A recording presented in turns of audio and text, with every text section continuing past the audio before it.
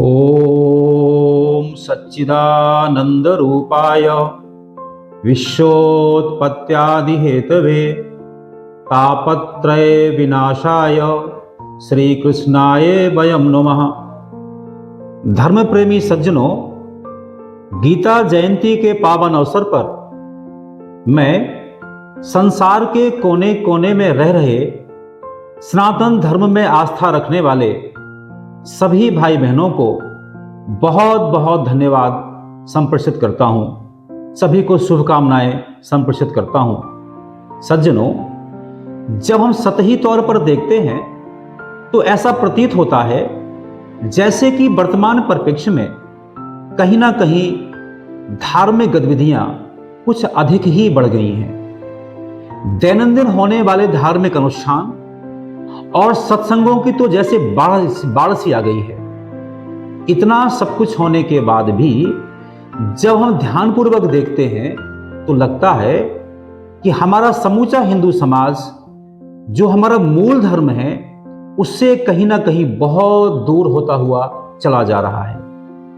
ऐसा मैं इसलिए कह रहा हूं कि जो हमारे दैनंदिन अनुष्ठान होते हैं या सत्संग होते हैं, उनमें दो ही भाव रहते हैं, या तो लालच या तो भय।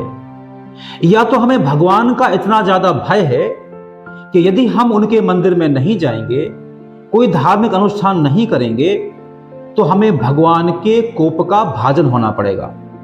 या तो हमारे मन में इस प्रकार का भाव है कि यदि हम भगवान के मंदिर में जाएंगे और धार्मिक अनुष्ठान करेंगे तो भगवान हमारी मनचाही मुराद पूरी कर देंगे।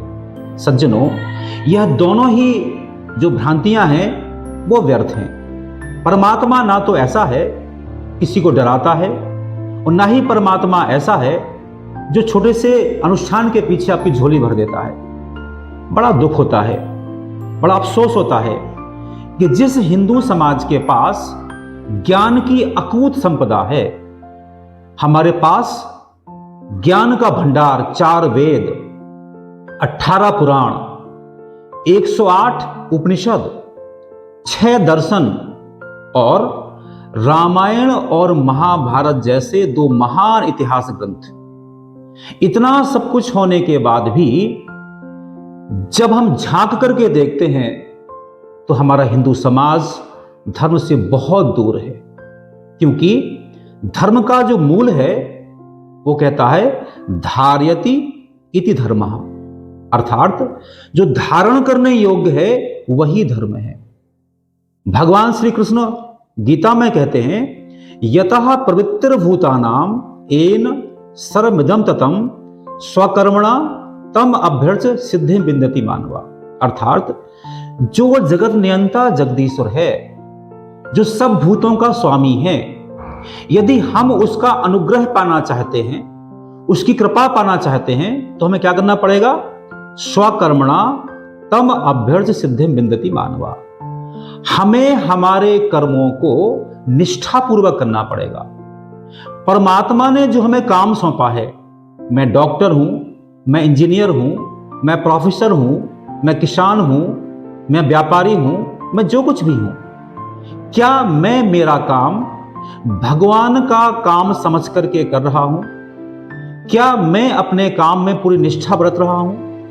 यदि मैं मेरे काम के प्रति बेईमान हूं, यदि मेरे काम के प्रति निष्ठा नहीं है, आप कोटि बार मंदिर जाइए, कितने ही अनुष्ठान करिए, विश्वास कीजिए आपको परमात्मा की अनुकंपा कभी नहीं मिलने वाली।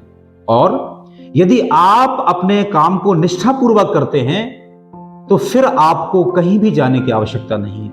हाँ, यदि मंदिर जाते हैं कोई बुरी बात नहीं है, माला का जाप करते हैं कोई बुरी बात नहीं है, लेकिन यदि आप अपने नियत कर्तव्य का पालन नहीं करते हैं तो सारा कुछ करना व्यर्थ हो जाता है। भगवान कृष्ण गीता में ही कहते हैं, नियतम कुरु कर्म तुम कर्म जायो ही अकर्मणा शरीर यात्रापि चतने प्रसिद्धेत अकर्मणा। इसका ही प्राय क्या हुआ? नियतम कुरु कर्म तुम, माने हमें हमारा कर्म नियत करना पड़ेगा, क्योंकि हम जीवंत हैं, हमारे में जीवन है, कर्म ही इसकी निशानी है। हमारा चलना फिरना, हमारा बोलना, हमारा उठना, हमारा बैठना, हमारी श्वास प्रश्वास, यह भी एक कर्म है।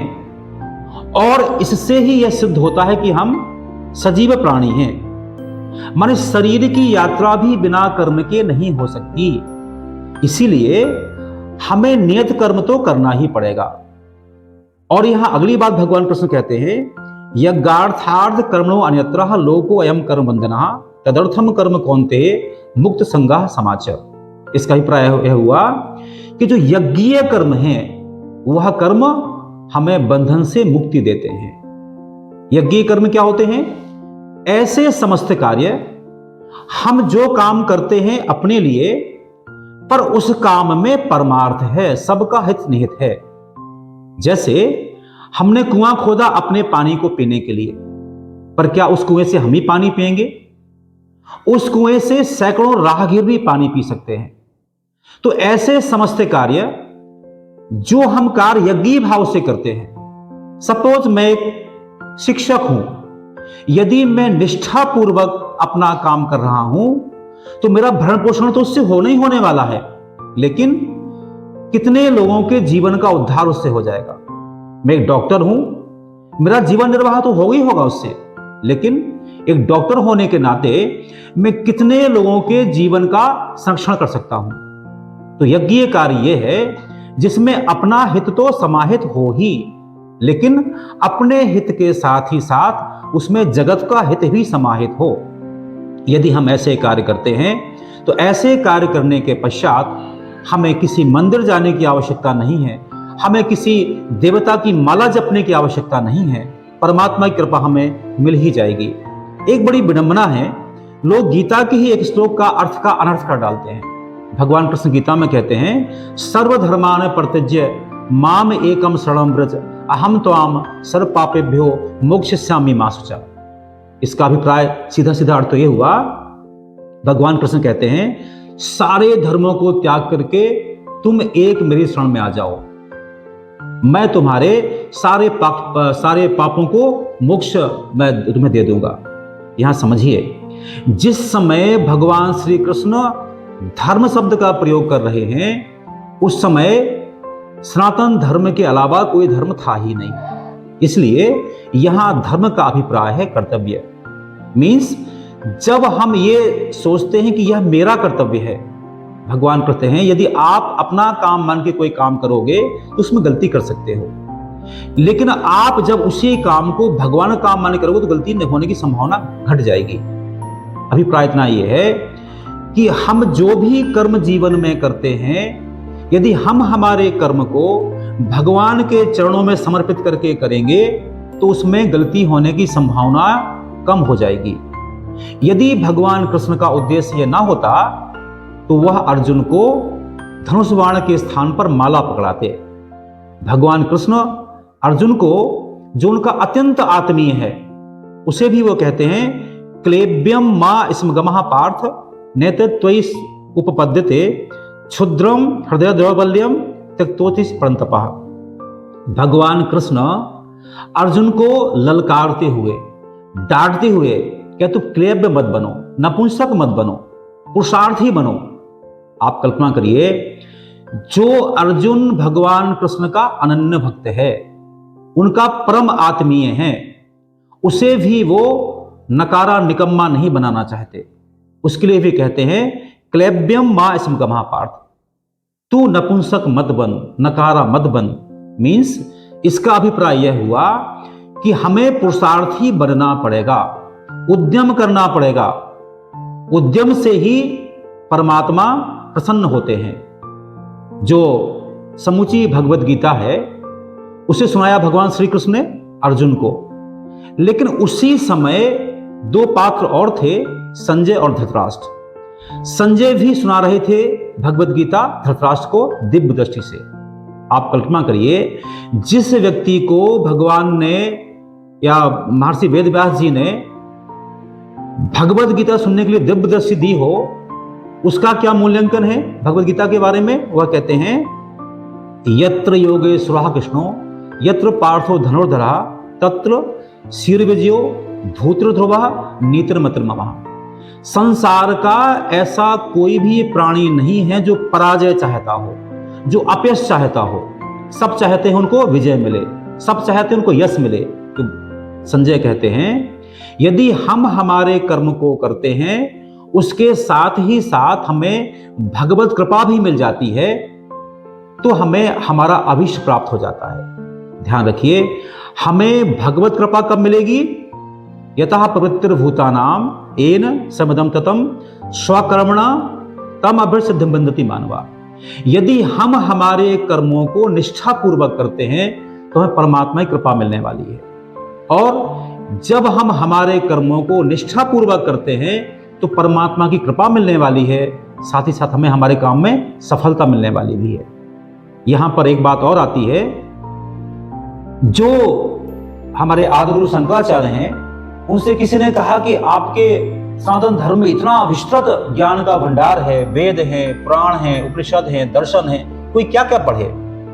उन्होंने समाधान करते हुए कहा, अष्टादश पुराणेषु व्यासस्य वचनम द्वयम परोपकारः पुण्याय पापाय परपीडनम्। माने 18 पुराण में केवल एक ही बात कही गई है, परोपकारः पुण्याय पापाय परपीडनम्। जिस वक्त हमें समझ में आ जाए कि किसी को कष्ट देना पाप है, किसी की सहायता करना पुण्य है, बस इतना ही धर्म है, तो जो सनातन धर्म है वह आचरण का विषय है। यदि हम आचरण ठीक करेंगे हमारा काम बन जाएगा। जो वेद है, वेद को 3 भागों में बांटा गया है, उपासना कांड, कर्म कांड और ज्ञान कांड। जो ज्ञान कांड का पहला श्लोक है वह कहता है, ओम ईशावास इदम सर्वम यत् किंचित जगत्याम जगत तेन तक्तेन भुंजीता मां गर्धा कसदनम। यहां भी वही कहा गया है, तेन तक्तेन भुंजीता मां गर्धा कसदनम। यदि हम जो संसार में, सारा संसार में जो भी हमें दिख रहा है, ये सारा कुछ सबका है। यदि हम इस संसार में रहते हुए त्याग पूर्वक जीवन जीते हैं, माने खुद जीते हैं और दूसरों को जीने का मार्ग प्रशस्त करते हैं, तो हमें परमात्मा की कृपा मिल जाती है। जिस वक्त हमारे मन में आ जाता है आत्मवत सर्वभूतेषु, माने मेरे ही तरह सबकी फीलिंग है। यदि मुझे सुख और दुख की अनुभूति होती है, वह अनुभूति सबको होती होगी। मैं चाहता हूं लोग मुझसे प्यार करें, कोई मेरा अपमान ना करे, ऐसा सब चाहते हैं। इसलिए यदि हम परमात्मा की कृपा पाना चाहते हैं तो हमें हमारे दर्शन को पढ़ना पड़ेगा, धर्म को समझना पड़ेगा। इसके लिए भगवत गीता जैसा अमूल्य ग्रंथ हमारे पास है। मैं गीता जयंती के पावन अवसर पर सभी से प्रार्थना करता हूं, यदि आपके पास बहुत ज्यादा समय नहीं है, कृपा करके एक बार भगवत गीता को पढ़ लीजिए। भगवत गीता पढ़ने के पश्चात आपको जैसा लगे वैसा करिए। मुझे भरोसा है जो व्यक्ति भी भगवत गीता पढ़ लेगा वह पाखंड में नहीं उलझेगा, वह पुरुषार्थी हो जाएगा, वह सच्चा धार्मिक हो जाएगा। उसके मन में जियो और जीने दो का भाव उत्पन्न हो जाएगा। उसके मन में आत्मवत सर्वभूतेषु का भाव उत्पन्न हो जाएगा। यही तो धर्म का उद्देश्य है ना। हम स्वयं जिए, संसार को जीने दें, ये समूची वसुधा सुंदर हो जाए, यही धर्म का उद्देश्य है। मैं इसी प्रार्थना के साथ, इस अपेक्षा के साथ कि सभी लोग भगवान कृष्ण की इस वाणी को समझेंगे, उसका मनन करेंगे, चिंतन करेंगे, तदनुरूप उसका आचरण करेंगे, इसी अपेक्षा के साथ मैं अपनी बात को पूरा करता हूं। सभी को गीता जयंती के पावन अवसर पर एक बार फिर से धन्यवाद देता हूं, सबको शुभकामना देता हूं। ओम शांति थी।